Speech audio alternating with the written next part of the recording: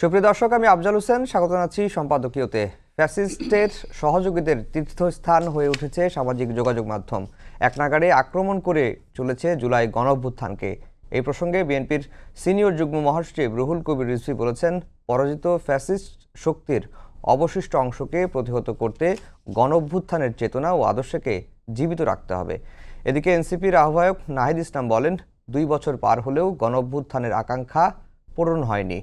প্রাসঙ্গিক বিষয় নিয়ে আমাদের আজকের সম্পাদকীয় গণঅভ্যুত্থানকে কটাক্ষ কেন, আর এ নিয়ে আলোচনার জন্য স্টুডিওতে উপস্থিত আছেন নীলোফার চৌধুরী মনি, সংসদ সদস্য বিএনপি, মুজিবুর রহমান মঞ্জু, চেয়ারম্যান এবি পার্টি, এবং এহসান মাহমুদ, সাংবাদিক ও কথা সাহিত্যিক।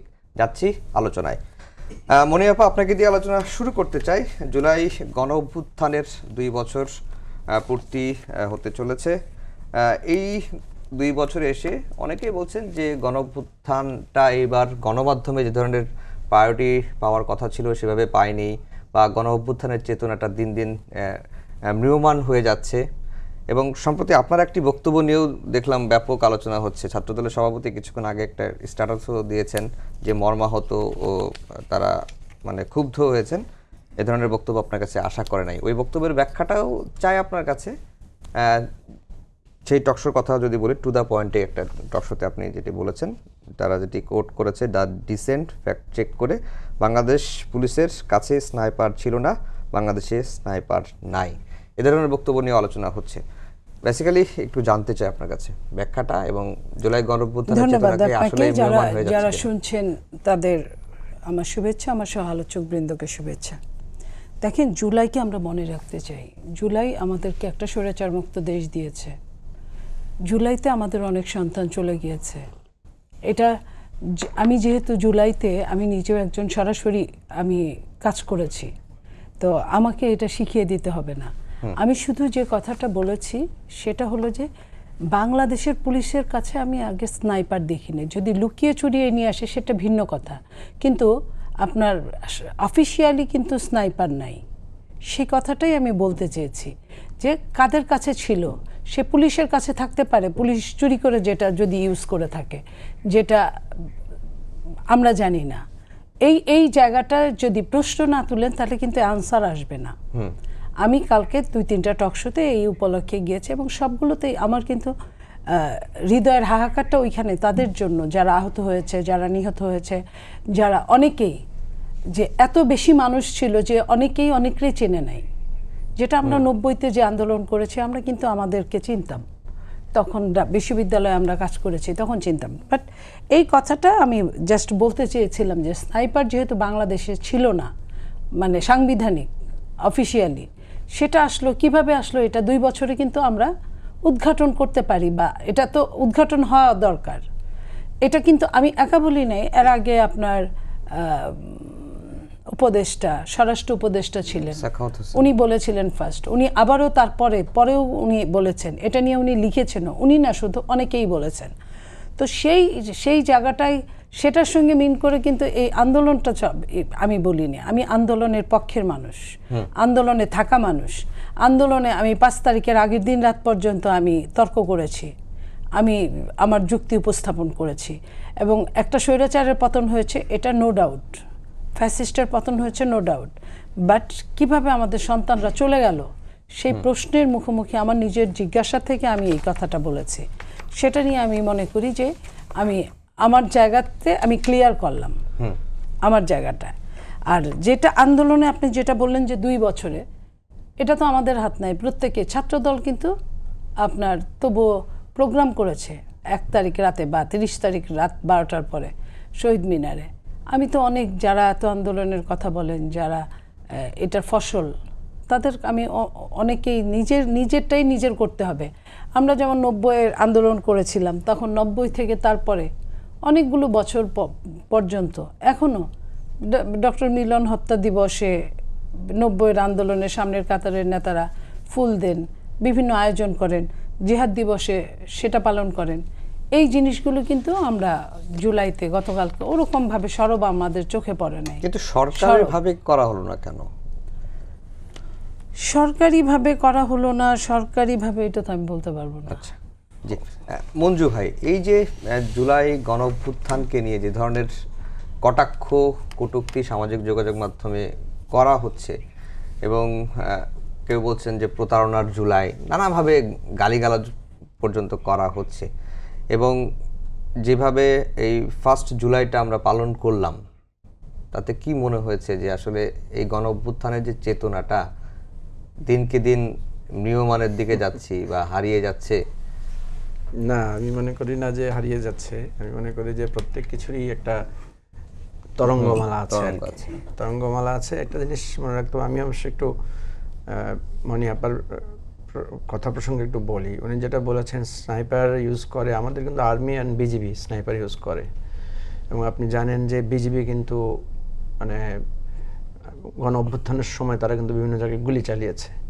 আর্মিরও কিছু গুলি চালানোর দৃশ্য আমাদের কাছে আছে। এর বাইরে প্রচুর জায়গায় ছাত্রলীগের সন্ত্রাসীরা কিন্তু মানে প্রচুর নির্যাতন, গুলিবিদ্ধ করে। যেমন আমার এলাকা ফেনীতে, সেখানে কিন্তু পুলিশের গুলিতে মারা যায় নাই, বেশিরভাগ আন্দোলনকারীরা মারা গেছে যুবলীগ ছাত্রলীগের গুলিতে। এবং সেখানে তাদের কাছে অনেক অটোমেটিক মানে মেশিন গানও ব্যবহার করা হয়েছে সেখানে। ওইটাকে আপনার AK-47 রাইফেল ব্যবহারের ছবি পর্যন্ত আছে। কথা হচ্ছে, অনেকে আছেন আকারে ইঙ্গিতে গণ অভ্যুত্থানকে হেয় প্রতিপন্ন করতে চান। এটা হতেই পারে। ধরেন যারা এটা পছন্দ করেন না, যারা গণ অভ্যুত্থানকে প্রশ্নবিদ্ধ করতে চান, আপনি দেখবেন বহু লোক এটা বলেছে যে গণ অভ্যুত্থান একটা মেটিকুলাস ডিজাইন। ঠিক আছে, আপনি যদি একদম সিনসিয়ারলি অনেস্টলি শুরু থেকে দেখেন, আপনি একদম জুলাইয়ের পত্রিকাগুলো দেখেন, যে একটা নির্দোষ কোটা আন্দোলন, কোটা আন্দোলনকে কিভাবে সেটাকে উপহাস করে আদালতের মাধ্যমে সেটাকে 1 by 1 একটা গণ অভ্যুত্থানে রূপান্তরিত হয়েছে, একটা গল্পের মতো আপনি যদি তাকিয়ে দেখেন আর কি। সুতরাং এখানে ডিজাইন কে করেছে? যদি ডিজাইন কেউ করে থাকে সেটা শেখ হাসিনাই করেছে। কারণ আপনি দেখেন, ছাত্ররা দাবি নিয়ে এসেছে, ছাত্রদের দাবিকে একবার বলছে কোর্টে যাও, কোর্টে গিয়ে ঠিক করে দিচ্ছি, আবার তাদের সাথে নিয়ে সলা পরামর্শ আপোষ সফা হচ্ছে, আবার দেখা যাচ্ছে যে আপনার ছাত্রলীগকে লেলিয়ে দিয়ে ঢাকা ইউনিভার্সিটিতে মানে ছাত্রীদের উপর নির্মম নির্যাতন করা হয়েছে। তারপরে আপনি দেখেন ঢাকা বিশ্ববিদ্যালয়ে হল ভ্যাকেট করে দেওয়া হয়েছে, ইন্টারনেট বন্ধ করে দেওয়া হয়েছে। আমরা এই ক্রমধারাগুলো ভুলে যাই কেন? এই মেটিকুলাস ডিজাইনগুলো কার? আপনি দেখেন একটা পর্যায় পর্যন্ত ছাত্রদের আন্দোলনের মধ্যে সীমাবদ্ধ ছিল। এরপরে আপনি যখন বারবার বলছেন এটার পিছনে বিএনপি জামাত, আপনি দেখেন গ্রেফতার করা হয়েছে বেশি বিএনপি জামাতের লোকদেরকে। আমি তো জেলখানায় দেখেছি বিএনপির হাজার হাজার নেতাকর্মীকে গ্রেফতার করা হয়েছে। তাহলে আপনি কি করেছেন? একটা ছাত্রদের আন্দোলনকে রাজনৈতিক আন্দোলনের সাথে একেবারে মার্জ করে ফেলেছেন। এরপরে যখন আবু সাইদের হত্যাকাণ্ড, এরপরে যখন আপনার ওই যে আসাবুল ইয়ামিনকে পুলিশের এপিসি থেকে ফেলে দেওয়ার দৃশ্য, এরপরে যখন মুগ্ধর দৃশ্য, এরপরে যখন মেয়েদের বক্তব্যগুলো আপনি দেখেন, নারীদের বেরিয়ে আসার বক্তব্যগুলো, যে বলেছে যে পেছনে পুলিশ সামনে স্বাধীনতা, মানে এগুলো তো এক একটা অদ্ভুত একটা প্রণোদনা, একটা অদ্ভুত একটা উন্মাদনা তৈরি করেছে সবার মধ্যে। এই যে মানুষ রাস্তায় নেমে এসেছে, শিশুরা নেমে এসেছে, কিশোররা নেমে এসেছে, এটাই তো গণ অভ্যুত্থানের রূপ। মনি আপা যে বলছেন একজন আরেকজনকে চিনছেন না, এটাই তো গণ অভ্যুত্থান। গণ অভ্যুত্থান তো এভাবেই হয়, সেটাই ঠিক আছে? গণ অভ্যুত্থান এভাবেই হয়। আপনি আপনাকে চিনবেন না, মানে আপনি দেখেন ঢাকা বিশ্ববিদ্যালয়ে হিজাব পরা মেয়েদের পাশে টি শার্ট পরা মেয়েরা নেমে এসেছে হাতে লাঠি নিয়ে। এটাই তো গণ অভ্যুত্থান, এটা তো গণরূপ। হুজুররা নেমেছে, কবিরা নেমেছে, অভিনেতারা নেমেছে, শিল্পীরা নেমেছে, খেলোয়াড়রা নেমেছে। এখানে যদি কেউ এই মেটিকুলাস ডিজাইন বলে এটাকে হেয় প্রতিপন্ন করতে চায়, আমি কারো বাক স্বাধীনতাকে রুদ্ধ করার পক্ষে না। আমি বলছি আসেন ডিবেট করি, আসেন ছবি দিয়ে, ভিডিও নিয়ে, বক্তব্য নিয়ে আমরা আসেন আলোচনা করি, পর্যালোচনা করি। আমরা তো তখন সেই সময়ে এই ডিপ্লোম্যাটিক জোনগুলোর সাথে আমাদের মিটিং হতো অনেকবার। আমরা তো দেখেছি ডিপ্লোম্যাটরা আমাদেরকে জিজ্ঞেস করে ভাই কী হতে যাচ্ছে, তারা কিছুই জানে না। তারা নিজেরাই তো আপনি দেখেছেন না, তারা বিদেশিদেরকে প্রত্যাহার করে নিয়ে গেছে, তাদের রেস্ট্রিকশন দিয়ে দিয়েছে তাদের চলাফেরার জন্য। তো আপনি যে কথাটা তুলেছেন সেটা হচ্ছে গণ অভ্যুত্থানকে হেয় প্রতিপন্ন করতে তারা চাইবেই। আপনি দেখবেন যারা আমাদের স্বাধীনতার বিরোধিতা করেছিল তারা কিন্তু, আমি কারণ দলকে মেনশন করছি না, স্বাধীনতা বিরোধীরা যেভাবে আকারে ইঙ্গিতে আমাদের মুক্তিযুদ্ধকে ভারতের ষড়যন্ত্র, আন্তর্জাতিক নানা প্রসঙ্গ বলে বলার চেষ্টা করে না, অবশ্যই আমাদের মুক্তিযুদ্ধে ওই যে সপ্তম নৌবহর, অষ্টম নৌবহর, ভারতের শরণার্থী শিবিরে আশ্রয় নেওয়া, মুক্তিযুদ্ধের ট্রেনিং নেওয়া, অনেক ঘটনা আছে। কিন্তু আপনাকে মনে রাখতে হবে মুক্তিযুদ্ধটা কিন্তু স্পন্টেনিয়াস একটা প্রতিবাদ, একটা শোষণের বিরুদ্ধে দাঁড়িয়ে মুক্তিযুদ্ধটা হয়েছে। সুতরাং যখন একটা মুক্তিযুদ্ধ, একটা যখন গণ অভ্যুত্থান তৈরি হয়, সেখানে যখন জনগণের ক্রমান্বয়ে সম্পৃক্ততা হয়, আপনি দেখবেন এক মিছিল একরকম, পরের দিন মিছিল আরেক রকম। প্রথম দেখেন আন্দোলনটা ঢাকা কেন্দ্রিক, এরপরে আপনি দেখেন এটা ছড়িয়ে পড়েছে, ঢাকার সারা বাংলাদেশে ছড়িয়ে পড়েছে। সুতরাং যারা এই সমস্ত কথাগুলো বলতে চান, পরাজয় যদি কেউ মেনে নিতে না পারে, সে নানা ছুতো নানা কথা বলবে। অনেকে আছে তার হয়তো ভেতরের কোনো খেদ আছে, হয়তো তার কোনো অবদানের জায়গাটা থেকে হয়তো তার মধ্যে হীনমন্যতা কাজ করছে। দেখেন গণ অভ্যুত্থানে সবাই একই রকম অবদান রাখবেন না। আপনাকে যদি বলি আফজাল আপনি মিছিলে যান নাই কেন, আপনি তো বলবেন যে আমি তো টেলিভিশন স্টেশনে বসে লড়াই করেছি। সাংবাদিকরা আমাদের সাথে কেউ প্রকাশ্যে কেউ অপ্রকাশ্যে কতভাবে সহযোগিতা করেছে আমরা তো জানি। এই যে আমাদের এহসান এখানে বসা আছে, এহসান মাহমুদ, ওরা সাংবাদিকতার পেশাগতের জায়গা থেকে যে লড়াই করেছে, সেখানে তো তাদেরকে মানে মারধর খেতে হয়েছে। মঞ্জু ভাই আপনার কাছে আবার আসবো। এহসান ভাই, এই যে গণ অভ্যুত্থানকে নিয়ে যারা গণ অভ্যুত্থানের পক্ষের শক্তিরা গণ অভ্যুত্থানকে পছন্দ করেন নাই বা গণ অভ্যুত্থানের কারণে তাদের অনেক ক্ষতি হয়েছে, ফ্যাসিস্টের দোসর যারা, তারা তো গণ অভ্যুত্থানকে কটাক্ষ করবেই, এটি একটি দিক। আর একটি দিক হচ্ছে যে গণ অভ্যুত্থানকে বা বাঁচিয়ে রাখবো কিভাবে আমরা। জি ধন্যবাদ। আপনি যেটা বললেন যে আমরা আজকে জুলাইয়ের 2 তারিখে কথা বলছি, 2024-এর 2রা জুলাই যদি আমরা স্মরণ করি, তার আগের দিন অর্থাৎ জুলাইয়ের 1 তারিখে এই যে বৈষম্য বিরোধী ছাত্র আন্দোলন, এই যে এটি একটি সাংগঠনিক রূপ দেওয়া হয়েছিল দেশব্যাপী, আমরা এটাকে যদি বলি, হ্যাঁ আমি এটাকে মেটিকুলাসলি ডিজাইন এইভাবে এই জন্য বলতে চাই, ডিজাইনটা হচ্ছে গিয়ে মেটিকুলাসলি যদি ওই অর্থে বলি যে ছাত্ররা সংগঠিত হয়েছিল, সেজন্য এটা অবশ্যই একটা ডিজাইন। তো আন্দোলনের স্বার্থে এই ডিজাইনটা হয়েছিল, এই জন্য অবশ্যই একটা ডিজাইন। এখন আমার বক্তব্যের আজকে শুরুতেই আমি আসলে জুলাই তো আমাদের কাছে একটা ইমোশন, এবং সেই ইমোশন হচ্ছে এরকম যে মঞ্জু ভাই যেটা বলছিলেন যে গণ অভ্যুত্থান কীভাবে হয়, কেউ মনিয়াফা যেটা বলছিলেন যে তারা 90 দেখেছেন, আমরা তো 24 দেখেছি। আমাদের যে জেনারেশন, আমরা প্রায় বলি যে আমাদের জন্ম হয়েছিল হচ্ছে গিয়ে স্বৈরাচার এরশাদের সময়, এবং আমরা নিজেরাই আর একটা স্বৈরাচারকে আমরা উৎখাত করেছি। এই যে এই জেনারেশন, তো এই গণ অভ্যুত্থানটা তো নিজেরা এখন কেউ স্লোগান দিয়েছে, কেউ আহত হয়েছে, কেউ হতাহত হয়েছে। গণ অভ্যুত্থানের আপনি যেটা বললেন যে পরাজিত শক্তিরা গণ অভ্যুত্থানকে হেয় করবে, কটাক্ষ করবে, এটা আমরা ধরেই নেই। কারণ এটা ধরে নেই এজন্য যে প্রতিটি বিষয়ের একটি পক্ষ থাকে, সেই পক্ষটা হচ্ছে গিয়ে কোন পক্ষ। এখন এক্ষেত্রে দেশপ্রেমের কথা চলে আসতে পারে। প্লেটো তার গুরু সক্রেটিসকে বলতেছিলেন যে গুরু দেশপ্রেম কি, তাহলে আমি কি দেশপ্রেমিক না? তো তখন তিনি বলতেছিলেন যে তুমি আরে বেটা, আরে কথাটা সারমর্ম এরকম, তোমার যেই কাজ তুমি সেইটা ঠিকমতো করো, ওটাই তোমার দেশপ্রেম। তো এই যে আমরা দেখলাম যে গণ অভ্যুত্থান কেন হলো, দেশপ্রেমের কথাটা আমি এই জন্য এখানে প্রসঙ্গটা তুলে আনলাম। 2008 থেকে শুরু করে এই যে 2024 পর্যন্ত এই যে দীর্ঘ সময় যারা বিনা ভোটে নির্বাচিত হয়েছিল, আমি ধরলাম বাংলাদেশে 3টি ভোট হচ্ছে কি আপনি বিনা ভোটে মানুষের গণতান্ত্রিক অধিকার আপনি কেড়ে নিলেন। তারপর আপনি মানুষকে যে এই যে মানে নাগরিক কারা, নাগরিক হইতে পারলো না দেখেই তো মানুষ গণ অভ্যুত্থানে মানুষ ভোটাধিকার কেড়ে নিলেন, গুম করলেন, খুন করলেন। এই যে কোটা আন্দোলন, এটা তো একটা বাহানা মাত্র মানুষকে ঐক্যবদ্ধ হওয়ার। আমি বলবো মানুষ হচ্ছে গিয়ে হাসিনার প্রতি এতটা মানে ফুঁসে ছিল যে সবাই মিলে একটা উপলক্ষ খুঁজছিল, যে এই উপলক্ষ করে, হ্যাঁ অবশ্যই মঞ্জু ভাই যেটা বললেন, কোটা সংস্কার আন্দোলন শুরুতেই একেবারেই একটা অরাজনৈতিক কর্মসূচি ছিল, এটা হচ্ছে গিয়ে কোটা সংস্কার আন্দোলন। কিন্তু যখন সেই মানে নির্দলীয় অরাজনৈতিক কর্মসূচির উপরে যখন গুলি ছুড়লো, যখন হচ্ছে গিয়ে জুলাইয়ের প্রথম শহীদ হলেন আবু সাইদ 16 তারিখে রংপুরে, তো আবু সাইদের মা যখন বললেন যে হামাক বেটাক মাল্লু কেনে, এই স্লোগান সারা বাংলাদেশে ছেয়ে পড়লো। এই যে তারপরে আমরা দেখলাম যে আবু সাইদের প্রশস্ত হাত, মানে হিমালয়ের মতো আবু সাইদ দাঁড়িয়ে পড়লেন, এটা তো মানুষকে আসলে সংক্রামিত করেছে, অর্থাৎ মানুষকে নিজের জীবন উৎসর্গ করতে সংক্রামিত করেছে। তো গণ অভ্যুত্থান তো আসলে এইভাবেই হয়। তো এই গণ অভ্যুত্থানের স্বাভাবিকভাবেই পক্ষে ছিল। আমি এতগুলো কথা এই জন্য বললাম যে যারা নিজের দেশের যে এজেন্সি, এটা জনগণ নিজেদের কাছে রাখতে চেয়েছে, অর্থাৎ তাদের ভাগ্য, জনগণ নাগরিকগণ তাদের ভাগ্য নিয়ন্ত্রক কে হবে, নাগরিকদের অধিকার কারা নিয়ন্ত্রণ করবে, কারা মুষ্টিবদ্ধ করে রাখবে, তাদের বিপরীতে নাগরিকরা নিজেদের অধিকার নিজেরা ফিরে পেতে চাইছে বলেই কিন্তু গণঅভ্যুত্থান হয়েছিল। তারা ছিল গণঅভ্যুত্থানের পক্ষের লোক। এর বাইরে যারা এত বছর এই যে দীর্ঘ সময়, এই যে দীর্ঘ 1.5 দশক বাংলাদেশের মানুষের ভোটাধিকার হরণ করেছে, বাংলাদেশের মানুষকে গুম করেছে, খুন করেছে, অর্থ পাচার করেছে, সীমাহীন মানে লানতের মধ্য দিয়ে বাংলাদেশের মানুষকে যেতে হয়েছে।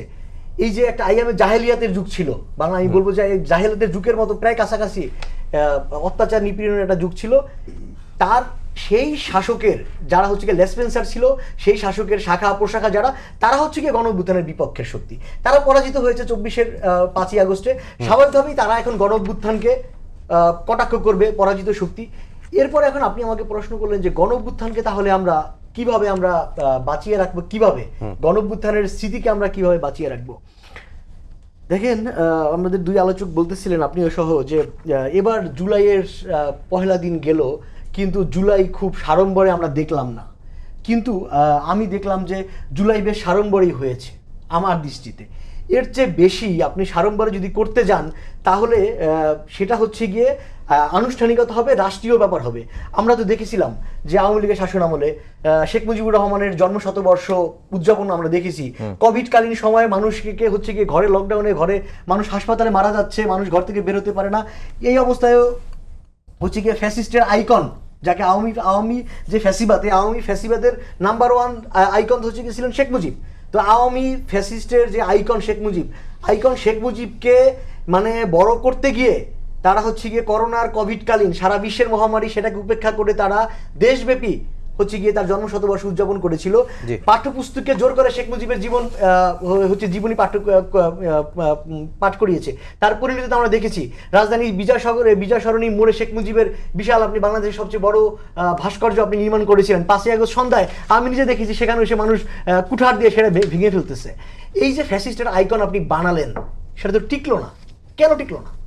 এই যে আওয়ামী লীগ যে এরকম হয়ে গিয়েছিল, তো আমি মনে করি যে আর কেউ, মানে এটা একটা সিগনাল বাংলাদেশের সকল সময়ের সকল শাসকদের জন্য, এখনো যারা শাসক আছেন, আগামীতে যারা শাসক আসবেন, রাষ্ট্র ক্ষমতায় যারা আসবেন, সবাই যদি জুলাই থেকে যদি শিক্ষা নেয়, তো সেই জায়গায় এইবার সরকার, আমার ধারণা যে সরকার জুলাইকে যে একেবারে উপেক্ষা করছে তা কিন্তু না। আমি দেখলাম যে বর্তমান সরকার, আমি একটু শেষ করি, যে বর্তমান সরকার হচ্ছে গিয়ে জুলাইয়ের আহতদের বেশ ভালো চিকিৎসা দিচ্ছে, বিশেষ করে যে বিএনপি সরকার ক্ষমতায় আসার পরে। আগে যেই বিদেশি চিকিৎসা হচ্ছিল না, সেই বিদেশের মানে সিঙ্গাপুরে, থাইল্যান্ডে মুক্তিযুদ্ধ বিষয়ক মন্ত্রণালয় যিনি এটা দেখছেন, সেই মন্ত্রী নিজে সেখানে গিয়ে তাদের দেখভালের খরচ করছেন, দেখভাল করছেন, এবং আহতদের এখনও প্রধানমন্ত্রী দেখলাম যে ডেকে নিচ্ছেন। এবং আমি যেটা, যেহেতু পেশা আমি সাংবাদিক, খোঁজ খবর রাখতেছি যে 5ই আগস্ট কেন্দ্রিক সরকার এটাকে বড় উদযাপন করবে। ওই দিবসটা কি তারা কেন্দ্র করে ওরকম একটা রূপকল্প তারা সরকার সাজাচ্ছে 5ই আগস্ট উদযাপন করার। মনি আপা, এই যে এত মানুষের ত্যাগ, তিতিক্ষা, প্রায় 30,000 মানুষ এখনো পঙ্গুত্ব অবস্থায় রয়েছেন, কারো 1 চোখ হারিয়েছেন, কেউ 2 চোখ হারিয়েছেন, প্রায় 1400 মানুষের মতো শহীদ হয়েছেন। এই এত রক্তের বিনিময়ে পাওয়া যে গণঅভ্যুত্থানের যে আকাঙ্ক্ষা, এই আকাঙ্ক্ষা কতটুকু পূরণ হচ্ছে বা কতটুকু পূরণ করতে পারছি আমরা? দেখেন, আকাঙ্ক্ষা তখনই পূরণ হবে যখন গণতন্ত্র মজবুত হবে, শক্তিশালী হবে। এটা তো 5ই আগস্টের পরে 18 মাস আপনার ইন্টারিম গভর্নমেন্টের হাতে ছিল। তখন আমি ওই সময়টা আপনার ধরতে চাই না। ওই সময়টা কাজের স্টার্ট হয়েছে, শেষ হয় না। বাট 4 মাসের সরকার, 4 মাসের গণতন্ত্র, আমরা আশাবাদী যে আকাঙ্ক্ষা পূরণ হবে। যদি বিএনপি, প্রত্যেকটা দল তো আসলে নির্বাচনী একটা ইশতেহার দেয়, ইশতেহারগুলো জনগণ নন্দিতই থাকে। ইশতেহার যখন ফলপ্রসূ হয় তখন ওইটাকে একদম সাকসেসফুলি ধরা হয় যে আমি কাজ করতে পারলাম। তো বিএনপি সেই কাজগুলো শুরু করেছে, এবং এইখানে যারা এই যে 30,000-এর মতো বললেন পঙ্গুত্ব বরণ করেছে, তাদের অনেককে ABC ক্যাটাগরিতে আপনার ভাগ করে তার অসুস্থতা অনুযায়ী রাষ্ট্র 20,000, 15,000, 10,000 টাকা মান্থলি দেওয়ার ব্যবস্থা করেছে। এটা অব্যাহত রেখেছে। এটা ইন্টারিম সরকারের সময় ছিল, সেটা এই বাজেটে অব্যাহত আছে। এবং তাদেরকে এই যে কথাটা আমার সাংবাদিক ভাই বললেন, বিদেশে নিয়ে যাওয়া, প্রপার ট্রিটমেন্ট করা, এই ব্যবস্থাটা এখনও সরকার করছেন। এবং যেটা এতদিন যেটা অন্যায়ভাবে ছিল যে ওইখানে অনেক টাকা শুনেছি পত্রিকার মারফতে আপনাদের লুটপাট হয়েছে, যেটা মিউজিয়ামটা খুব তাড়াতাড়ি চালু হয়ে যাচ্ছে। এই জিনিসগুলো আমার মনে হয় যে সরকারের কাছে যে জিনিসগুলো এখন আপনি আপনার দেশটা তো শুধু আমার একার না, সরকারের একার না, বিরোধী দলের সবারই।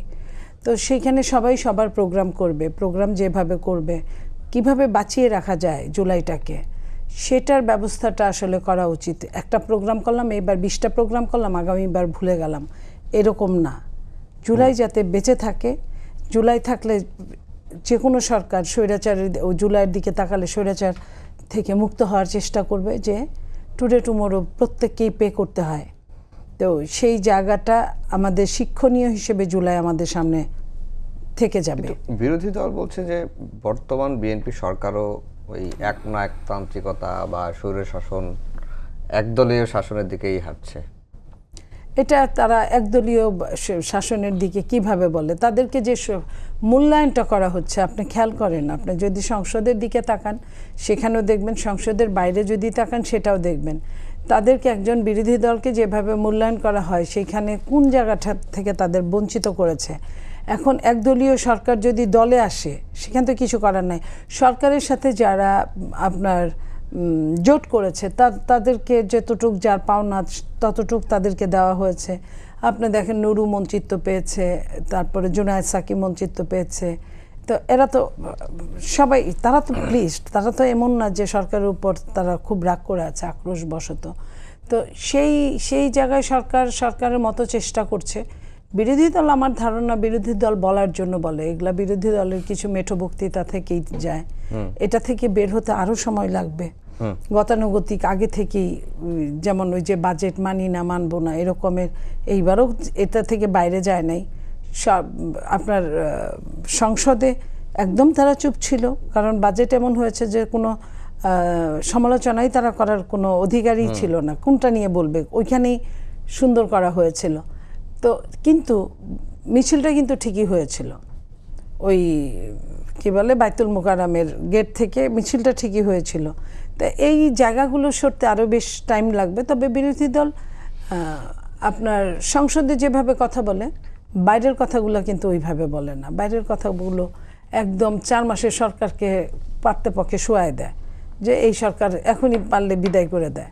তো এগুলা আমি মনে করি যে এগুলা মেঠো বক্তৃতা, এগুলাতে অতটা গুরুত্ব না দিলেও চলে। জি, মঞ্জু ভাই, এই শেষের দিকে যেই প্রসঙ্গটা আনলেন, যে সংসদে কি বিরোধী দলকে মানে অবমূল্যায়ন করা হচ্ছে বা ছোট করে তুচ্ছ-তাচ্ছিল্য করা হচ্ছে কিনা, আপনার পর্যবেক্ষণ কি বলে? কারণ বিরোধী দলের নেতারা কয়েকদিন ধরে এই বাজেট অধিবেশনেই রাজপথের বক্তৃতায় কিন্তু এই ধরনের অভিযোগ করেছেন।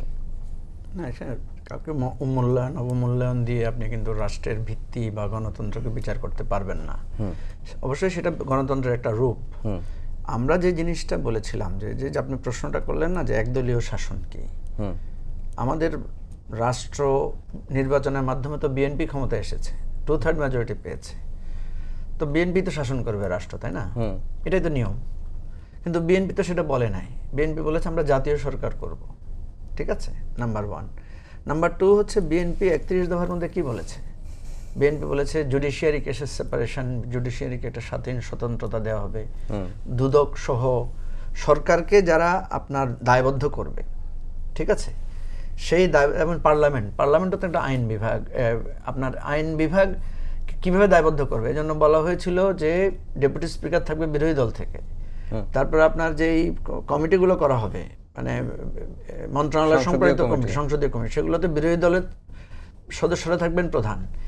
এই যে প্রত্যেকটা বিভাগকে একটা দায়বদ্ধতার জায়গায় রেখে সরকার যাতে একদলীয় হতে না পারে, একটা অতীতে তো আমরা দেখেছি যে দলই 2/3 আসন পেয়েছে, তারা একদলীয় শাসনই কায়েম করেছে, তারা ফ্যাসিবাদী কায়েম করেছে, স্বৈরাচারী কায়েম করেছে। এখন সবাই মিলেই তো এটা একমত হলো যে আমরা ভবিষ্যতে আর সেটা করব না। না করার জন্য যেগুলো করার জন্য চুক্তিবদ্ধ, সেগুলোই তো যখন সরকার করে না। এখন আপনি হয়তো মনে করবেন যে পার্লামেন্টে 20 কোটি টাকা বরাদ্দ হয়েছে বিরোধী দলদের জন্য, বিরোধী দলের নেতার আসনে উন্নয়ন তদারকের জন্য প্রাইম মিনিস্টার স্পেশাল 2 জনকে অ্যাসাইন করেছেন। এটা অ্যাপারেন্টলি মনে হবে আরে ওনারা তো খুব মানে ভালো ভালো সম্পর্ক তো খুব ভালো যাচ্ছে। বাস্তবতা হচ্ছে রাষ্ট্র কাঠামোটা কোথায় যাচ্ছে। রাষ্ট্র কাঠামো যদি আপনি বদল না করেন, আপনার অফিসে আসলাম আজকে, আপনি আমাকে খুব ভালো আপ্যায়ন করলেন, কালকে আপনি সরে গেলে আরেকজন এসে যদি আমাকে আপ্যায়ন না করে। কিন্তু আমরা যেটা চাচ্ছি যে এটা যদি রাষ্ট্রীয়ভাবে নিয়ম হয়, আপনি আমাকে আপ্যায়ন করতে বাধ্য, বা আপনি আমাকে আপ্যায়ন করাটাও অন্যায় হবে যদি রাষ্ট্রীয় কাঠামোতে থাকে। আমরা রাষ্ট্রীয় কাঠামোর এই জায়গাটায় পরিবর্তন চেয়েছিলাম, কারণ 17 থেকে 18 বছর আমাদের প্রত্যেকটা প্রতিষ্ঠান ভেঙে পড়েছে। প্রত্যেকটা প্রতিষ্ঠান যেই ধারাটা তৈরি হয়েছে, আপনি দেখেন এই ধারা থেকে বের হতে কঠিন। আপনি দেখেন সরকার যখনই বিসিবি গঠন করতে গিয়েছে, football federation, cricket control board গঠন করতে গিয়েছে, কি হয়েছে? সেখানে মন্ত্রীদের ছেলেপেলেদেরকে নিয়োগ দিতে হয়েছে। বাংলাদেশ ব্যাংকের গভর্নর বদলাতে হয়েছে, সেখানে নিজের দলের পছন্দের একজনকে দিতে হয়েছে। এখন আপনি দেখেন স্কুল কমিটি থেকে, মাদ্রাসা কমিটি থেকে, কলেজ কমিটি থেকে শুরু করে সব জায়গায় ওনারা নিয়োগ দিতে হচ্ছে কাকে? ওনার দলের লোককে। আপনি স্বাভাবিকভাবে উনি চিন্তা করবে, আগে আওয়ামী লীগের লোক ছিল, এখন আমি কাকে দেব? আমি তো এখন আমার দলের লোকই দিব, আমার দলের লোকরা নির্যাতিত, নিপীড়িত, প্রমোশন হয় নাই, ইত্যাদি তো যুক্তিটা আসবে। আমরা যে কারণেই বলেছি যে আমরা তো এই চক্রের মধ্যেই আবদ্ধ হয়ে যাচ্ছিলাম বা হয়ে গেছি। সুতরাং এটাকে ভাঙতে হলে, এই একদলীয় চক্র ভাঙতে হলে আপনাকে এই ফান্ডামেন্টাল পরিবর্তনটা, সংস্কারটা আনতে হবে, যেটা বিএনপি এখনো বলছে সংস্কার করবে। এই সংস্কার করবে কিন্তু আজকে 2 বছর ধরে শুনতেছি।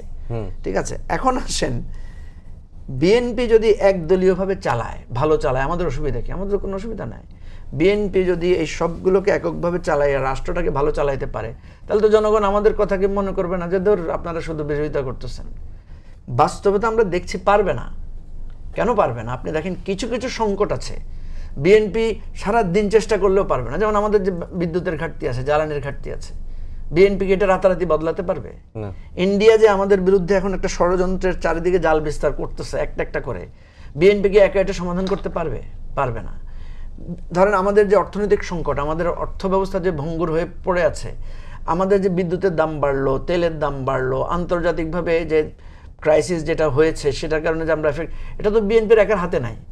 তাহলে বিএনপি যখন এরকম একটা বিধ্বস্ত জায়গা থেকে প্রশাসনিক সংস্কার না করে সরকার করতে গিয়ে যখন ক্রাইসিসে পড়বে, তখন স্বাভাবিকভাবে জনগণ ধরে নিবে যে আপনি তো সংস্কার করেন নাই, আপনি তো আপনার ওই পুরনো কায়দায় চালাইছেন। আর যদি সংস্কার করে সে চালাতো, তাহলে যেটা হতো, জাতীয় ঐক্যবদ্ধ থাকতো। আপনি দেখবেন যে যখন একটা বিধ্বস্ত হয়, যখন একটা ঘূর্ণিঝড় আসে, তখন কিন্তু ফকিরও আপনার কাছে ভিক্ষা চাইতে আসে না। সে মনে করে যে এখন একটা ক্রাইসিস চলতেছে। ঠিক আছে, আপনি যখন ঘর বাড়ি তৈরি করবেন, সংস্কার করবেন, তখন আপনার ওই প্রতিবেশী যে অভাবে আছে সেও এসে আপনাকে জ্বালাতন করবে না। আজকে যদি আমরা পুরো রাষ্ট্র কাঠামোটাকে সংস্কারের দিকে হাত দিতাম, বিএনপি যদি এই কাজটাতে হাত দিত, তাহলে দেখতেন যে জনগণ তখন বলতো যে না, আমাদের এখন, আমরা হয়তো একটু অভাবে আছি, এখন হয়তো বিদ্যুতের ঘাটতি আছে, এখন হয়তো আর্থিক সংকট আছে এটা। কিন্তু যখন আপনি দেখা যাবে সব জায়গায় আপনার দলীয় লোক দিচ্ছেন, সব জায়গায় আপনি ইউনিয়নের নাম বদলায় নিজের নাম করে ফেলছেন, আপনি যখন দেখা যাবে যে আপনার রাস্তার ওই মানে জাস্ট বিএনপির কন্ট্রাক্টরের বদলে আওয়ামী লীগের কন্ট্রাক্টর, বা আওয়ামী লীগের বদলে বিএনপির কন্ট্রাক্টর, বা জামাতের কন্ট্রাক্টর, এই রিপ্লেসমেন্ট হলে দেখা যাবে যে আপনি সংকটও সমাধান করতে পারবেন না, আপনি ঘুরে ফিরে একদলীয় শাসনে যাবেন। আমরা ওই আশঙ্কাটাই করি। এবং জুলাইয়ের আপনি যে আকাঙ্ক্ষাটা বারবার বলেন, জুলাই উদযাপন না করলেও জুলাই যে লাইনে উঠিয়ে দিয়েছে আমাদেরকে, এটা আমাদেরকে আগামীতে এই আকাঙ্ক্ষাকে কেউ দমাতে পারবে না। আমি আপনাকে সত্যি করে বলি, জুলাই আমরা করি নাই, জুলাই আমাদেরকে করিয়েছে। এবং যে নতুন প্রজন্ম করিয়েছে, যারা ইনভলভ হয়েছে, যাদেরকে আমরা মনে করেছিলাম ওরা রাজনীতি থেকে দূরে সরে গেছে, ওরা রাজনীতি বুঝে ফেলেছে। আপনি দেখবেন নিউ জেনারেশনের মধ্যে ওরা কিছুই বুঝে না, কিন্তু হুট করে তারা একটা কমেন্ট করবে, হুট করে তারা একটা সলিউশনের কথা বলবে। একটা ফেনোমেনন দিয়ে অনেকে বিরক্ত হয়েছি আমরা, যে ওদের আচরণ, ওদের অধ্যত্ব। আপনাকে মনে রাখতে হবে যে জেনারেশনের আচরণ, অধ্যত্বে পরিবর্তন হয়। এগুলো নিয়ে আমাদেরকে আলোচনা করতে হবে। আপনার কাছে আবার আসবো, রাষ্ট্র কাঠামোর পরিবর্তন কতটা হলো? আচ্ছা, মানে এই কথা বলতে গেলে আমার 2018 সালে ফিরে যেতে হবে। তো তখন হচ্ছে গিয়ে নিরাপদ সড়ক আন্দোলন হয়েছিল, আমাদের মনে আছে, আমাদের এই ছোট যারা মানুষ তারা করেছিল। তখন রাস্তায় সাইনবোর্ড লাগানো থাকতো যে রাস্তা বন্ধ করে দেওয়ার পরে, অবরোধ পরে, যে রাষ্ট্র মেরামত চলছে, সাময়িক অসুবিধার জন্য দুঃখিত। অর্থাৎ যেই ছেলেটা ক্লাস 8-এ পড়ে, যেই মেয়েটা ক্লাস 9-এ পড়ে, তারা রাস্তায় আন্দোলন করতেছে, তারা রাস্তা অবরোধ করে দিয়ে মানে সাইনবোর্ড টানিয়ে দিয়েছিল যে রাষ্ট্র মেরামত চলছে, মানে না, রাস্তা অবরোধ করে নাই, ওই যে ট্রাফিক সিগন্যাল করছে তো তখন অনেকের ঝামেলা হচ্ছিল এই জন্য তো লিখে এটা দিয়েছে। করে যে রাষ্ট্র মানে সরকারি কর্মকর্তাদেরকে তারা প্রশ্নের মুখে এটা করছে, আমি সেই উদাহরণটার জন্য বললাম। তো সংস্কার তো আসলে সংস্কারের কথা তো সেই সময় থেকেই আমরা শুনে এসেছি। তো সেই জেনারেশনটা কিন্তু এবার গণঅভ্যুত্থানটা করছে এসে আলটিমেটলি 2008 নিরাপদ সড়ক আন্দোলন এবং 18 কোটা সংস্কার আন্দোলন, তারপরে এসে এবার হলো গিয়ে গণঅভ্যুত্থান। তো রাষ্ট্র সংস্কার লাগবে, অবশ্যই রাষ্ট্র সংস্কার লাগবে। আপনি যেটা বললেন যে রাষ্ট্র সংস্কার কতটুকু হলো, আমরা দেখলাম যে গণঅভ্যুত্থানের পরে একটি সংস্কার কমিশন হয়েছিল। এখন অবস্থা দৃষ্টিতে মনে হতে পারে যে বা কেউ কেউ তখন বলেছিলেন যে এই সংস্কার কমিশনের তো কোনো দরকার ছিল না, তারা সময় ক্ষেপণ করছে, এরকম একটা অভিযোগ ছিল। কিন্তু এখন এসে এই যে নির্বাচনের পরে বিএনপি যে নির্বাচিত সরকার ক্ষমতা এলো, তারও 4 মাস অতিক্রম হলো, তখন তো সত্যিকার অর্থেই সেই সংস্কার কমিশনগুলো, সেখানে যে প্রস্তাবনাগুলো এসেছিল, যেটা নিয়ে দীর্ঘ সময় আলোচনা হয়েছিল সংস্কার কমিশনের প্রস্তাবনাগুলো, এখন তো মনে হচ্ছে যে সেই সংস্কারগুলো আসলেই যদি করা যেত বা সামনেও করা যায়, তো তাহলে তো বাংলাদেশে একটি যেই আমরা বলেছিলাম যে আর কোনো ফ্যাসিবাদী ব্যবস্থার বিলোপ আমরা করতে চাই, বেসিক্যালি তো এইটা, যে আর যে নতুন কোনো ফ্যাসিবাদ যাতে আর না মানে গড়ে উঠতে পারে, সেটার জন্য তো এই যে রাষ্ট্র সংস্কারের কথা তোলা হয়েছিল। তো সেই সংস্কার তো এখনো চলমান, আর সংস্কার একটি দীর্ঘমেয়াদী প্রক্রিয়া। তো আমি আশাবাদী যে সংস্কার হবে। তো সংস্কার হবে, এটা আমি এই জন্য বললাম যে এটা সংস্কার একটা ধারাবাহিক প্রক্রিয়া, মানে আগে যেটা ছিল এখন কিন্তু সেটা থাকছে না।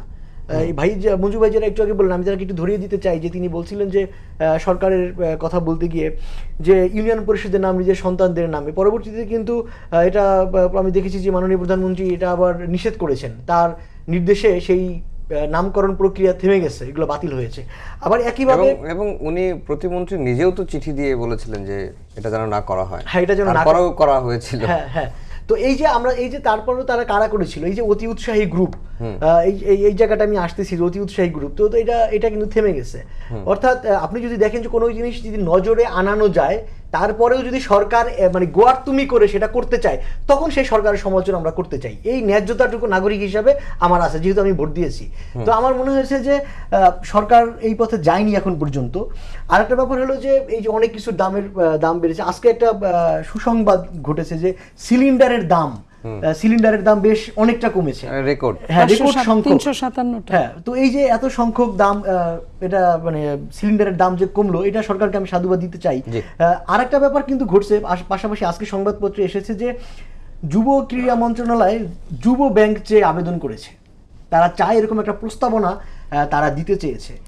তো এটা আমি তো এটা বুঝতে রকেট সায়েন্স লাগবে না, আমি একজন পেশায় সাংবাদিক, তারপর আমি বুঝতে পারি যে বাংলাদেশের এখন যে অর্থনৈতিক অবস্থা, মানে বাংলাদেশে এখন আরেকটা মানে এই অর্থনৈতিক একটা সংকটের মুখে সারা বিশ্ব, তারপরে এই যে নানা রকম যুদ্ধ, মহামারী এবং গণঅভ্যুত্থানের পরে ভঙ্গুর অর্থনীতি অবস্থা, এত বড় বাজেট হলো, সেই বাজেটের কাঙ্ক্ষিত লক্ষ্য অর্জন করা নিয়ে যেখানে প্রশ্ন, চ্যালেঞ্জ, এবং সরকারের কর্তা ব্যক্তিরা বা প্রধানমন্ত্রী, অর্থমন্ত্রী সেটা নিয়ে বড় কথা বলছেন, তারা হচ্ছে কি ঝুঁকির মুখে আছেন, এই ভঙ্গুর মানে চ্যালেঞ্জ হিসাবে তারা এটাকে নিচ্ছেন। সেই জায়গায় যুব ক্রীড়া মন্ত্রণালয় কিভাবে যুব ব্যাংক নামে আরেকটা ব্যাংকের প্রস্তাবনা দিতে পারে, এটা একটা খুবই আশ্চর্যের বিষয়। আমি শুধু এই ব্যাংকের প্রস্তাব যারা দিয়েছে এটা নাকচ করার দাবি আমি জানাই, তাদেরকে ডেকে তিরস্কার করে দেওয়া উচিত। কারণ আমরা দেখেছি যে আওয়ামী লীগের আমলে যেই ব্যাংকের কোনো দরকার ছিল না, এই যে ব্যাংক লুটপাটকারীরা কিভাবে গড়ে উঠেছে, ভাই ব্যাংক বানানো তো ব্যাংকের ছাতার মতো, ব্যাংকের ছাতা গড়ে ওঠা আর ব্যাংক তৈরি করা তো এরকম না। আগে ব্যাংক পাড়া ছিল শুধু মতিঝিলের মধ্যে সীমাবদ্ধ, এখন আপনি সারা ঢাকা শহরে হচ্ছে কি ব্যাংকের হেড অফিস। এই যে বাংলা মোটর একটা বেসরকারি ব্যাংকের হেড অফিস আছে, আপনি গুলশান, বনানী, উত্তরা পর্যন্ত এখন ব্যাংকের হেড অফিস হতে চলে গেছে। তার মানে কি আপনি প্রতিটা এলাকা এখন ধানমন্ডি আবাসিক এলাকা, গুলশান, বাড়িদার আবাস, ডিপ্লোম্যাটিক জোনে এখন শুধু ব্যাংক হেড অফিস করা বাকি আছে। তো এই যে ব্যাংক যারা এই যে না বুঝে, সরকার আমি আশা করব গণঅভ্যুত্থানের পরে একটা নতুন সরকার এসেছে, সেই সরকারের একটা এই যে এরকম সিদ্ধান্ত যেগুলো জনপরিসরে আসার আগেই এদেরকে ডেকে তিরস্কার করে, এই ধরনের কাজ যারা করে এদেরকে দৃশ্যমান তিরস্কারের মুখোমুখি করতে হবে। জি, আপনার কাছে আবার আসবো। মনিয়াপা, যেটি মঞ্জু ভাই বললেন যে একদলীয় চক্র, মানে এই চক্রটা এখনো ভাঙে নাই, বরং আবার গড়ে উঠছে। স্কুল কমিটি থেকে শুরু করে বাংলাদেশ ব্যাংকের গভর্নর, সব ক্ষেত্রে সব জায়গায় বিএনপি চাচ্ছে তাদের নিজের দলের পছন্দ মতো লোক, নিজের দলীয় লোক বসাতে, এভাবে একটা গণতান্ত্রিক রাষ্ট্র বা এই ধরনের আচরণ ঠিক না, এই ধরনের কথাই বলেছেন তিনি। না, এটা তো কমিটমেন্ট ছিল, এটাই কমিটমেন্ট ছিল। দেখেন এইটা মঞ্জু ভাই যেটা বলছেন যে বাংলাদেশ ব্যাংকের গভর্নর, সে তো বিএনপির কোনো কমিটিতে ছিল না। আমি আপনার সঙ্গে আমার অনেক পরিচিত, আপনার সঙ্গে আমার রাস্তাঘাটে দেখা হবে, চা খাওয়া হবে, তার মানে কি আপনি বিএনপি করেন? আপনি তো বিএনপি করেন না। তো পরিচিত থাকতে পারে, পরিচিতদের মধ্যে থেকেই তো কোয়ালিটিফুল লোক খুঁজে বের করা, ওইভাবেই তো দিবে। তা এখন এরকম মঞ্জু আমি ভাই একটু যেটা মাঝখানে বলেছেন একটু ঢুকতে শুধুমাত্র চাই। এলজিআরডি, আমি একটু শেষ করি, এলজিআরডি মন্ত্রণালয়ের যে ইলেকশন হবে এই ঈদের পরেই, এখনই কয়েকদিনের মধ্যেই এটার তফসিল ঘোষণা করবে। তো এই ইলেকশনের আগে আপনার কিছু সিটি কর্পোরেশনে যেটা কাজ করা যাচ্ছিল না অনেক দিন যাবৎ এখানে প্রশাসক না থাকার জন্য, সেখানে বিশ্বস্ততার দরকার আছে। বিশ্বস্ততার কারণটা হচ্ছে, আপনি জানেন যে এমনিতেই অনেক ষড়যন্ত্রের মুখে বাংলাদেশের সরকার আছে, বাংলাদেশের জনগণ আছে, বাংলাদেশের গণতন্ত্র আছে। এই ষড়যন্ত্রগুলো এখনও কাউকে, মানে ইন্ট্রিম সরকার কিছুই এগুলো সেভ করতে পারে নাই এই 18 মাসে।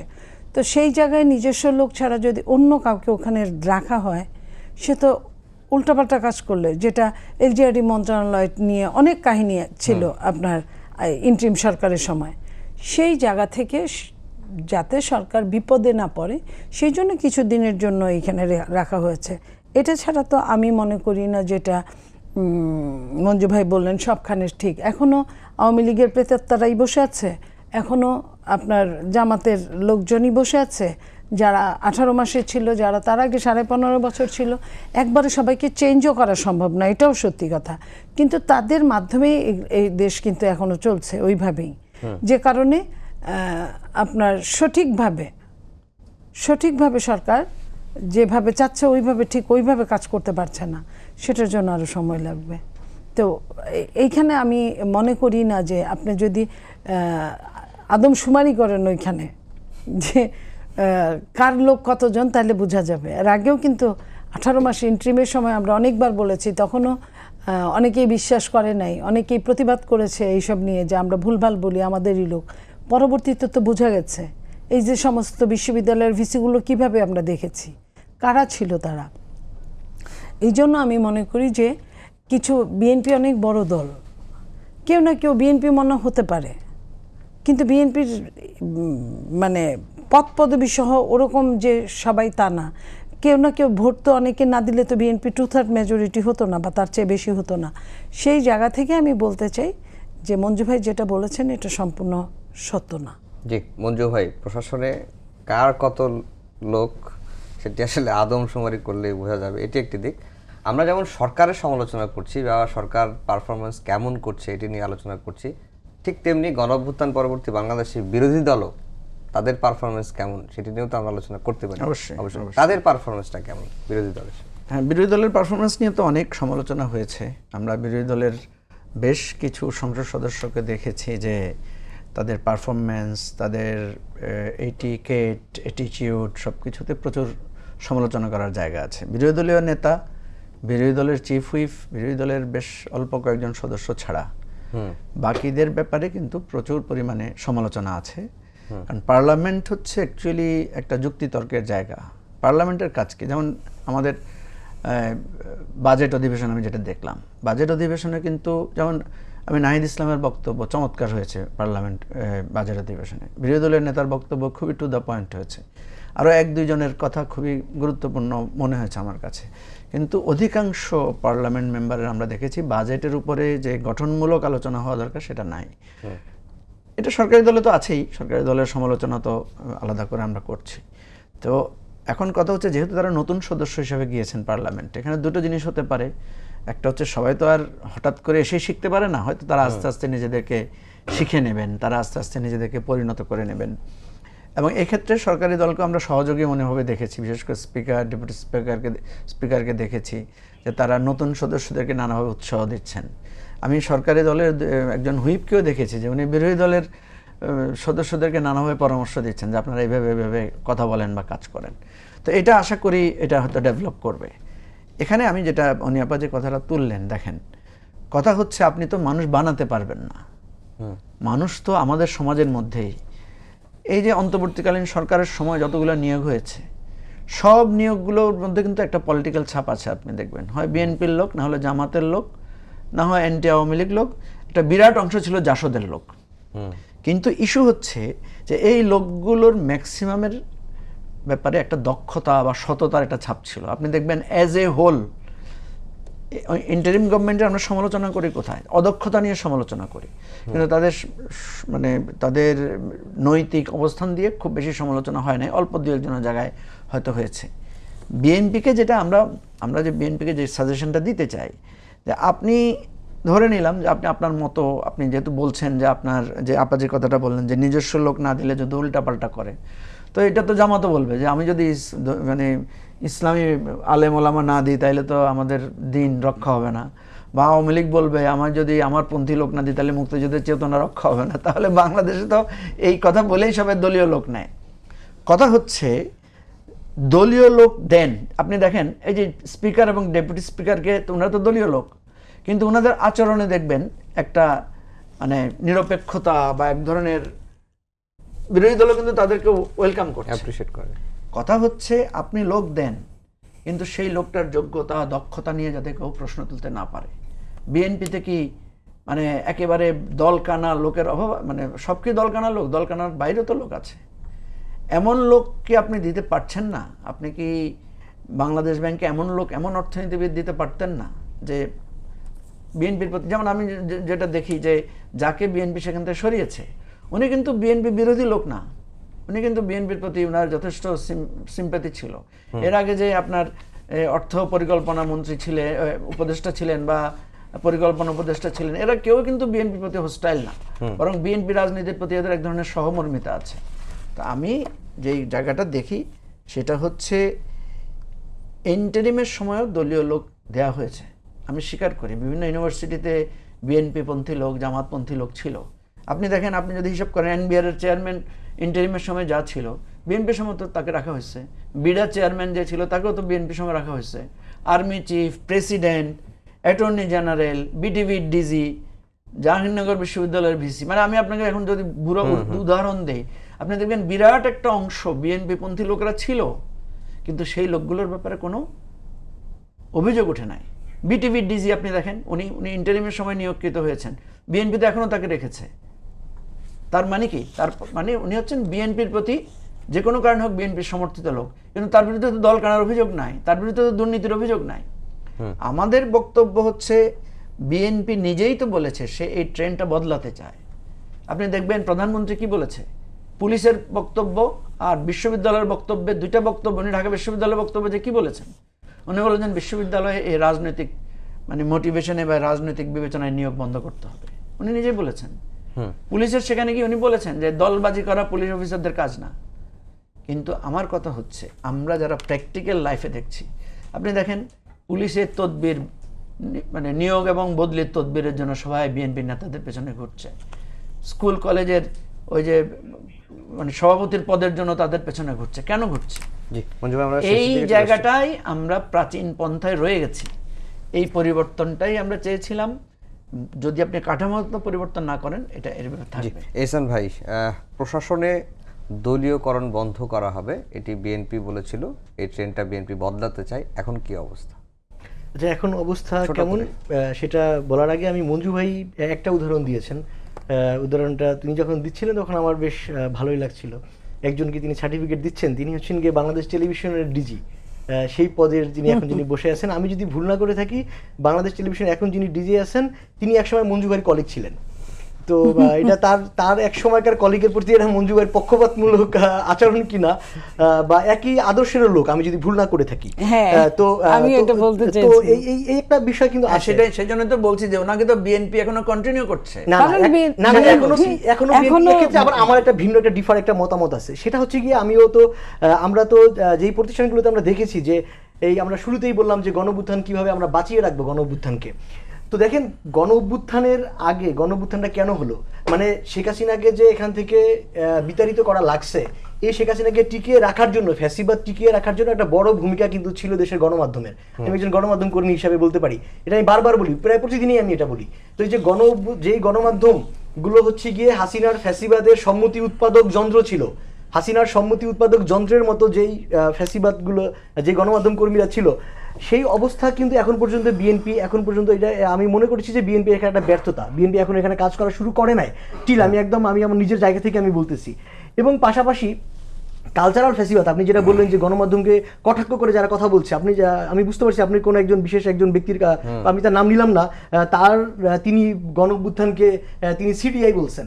সো এই যে তিনি বলতেছেন গণঅভ্যুত্থানকে তিনি কটাক্ষ করতেছেন, তো এই জায়গায় কালচারাল ফ্যাসিবাদ মোকাবেলায় এবং হচ্ছে গিয়ে যে গণমাধ্যম নিয়ন্ত্রণে, মানে গণমাধ্যম নিয়ন্ত্রণ না ঠিক, গণমাধ্যমের যেই ফ্যাসিবাদী ব্যবস্থার যেই প্রতিনিধিরা রয়ে গিয়েছিল, মানে আয়ামির যেই রুহুগুলো এখনো আছে বাংলাদেশের গণমাধ্যমে এখনো স্টিল, এই গণমাধ্যমগুলোকে এখন পর্যন্ত বিএনপি ঠিক করতে পারে নাই। এবং ইন্টারিম আমলও না পারছে, এবং ইন্টারিম সরকার যাদেরকে যেই জায়গায় জায়গায় রেখেছিল, বিএনপি এইটা কেন করে না, এটা আমি নিজের মতো একটা সান্ত্বনার জন্য একটা ব্যাখ্যা আমি মঞ্জু ভাই আমি তৈরি করেছি নিজেকে সান্ত্বনা দেওয়ার জন্য। সেটা হলো যে বিএনপির কাছে প্রথম প্রায়োরিটি ছিল হচ্ছে দেশের ভঙ্গুর অর্থনৈতিক অবস্থা মোকাবেলা করা, পররাষ্ট্র মন্ত্রণালয়কে ঠিক করা, আর স্বরাষ্ট্র মন্ত্রণালয় আইন শৃঙ্খলার অবস্থা ঠিক করা।